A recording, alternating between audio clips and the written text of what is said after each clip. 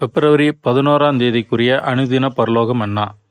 என் நிமித்தம் உங்களை நிந்தித்து துன்பப்படுத்தி பலவித தீமையான மொழிகளையும் உங்கள் பேரில் பொய்யாய் சொல்வார்களானால் பாக்கியவான்களாய் இருப்பீர்கள்.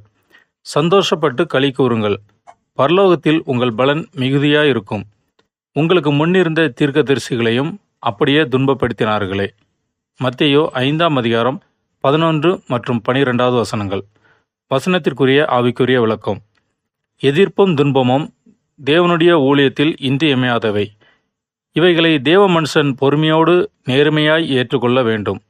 இந்த காரியங்களை ஏற்க மறுப்பவர்கள் எச்சரிக்கப்பட்டு அவர்கள் வழிகளிலே விடப்படுகின்றனர்.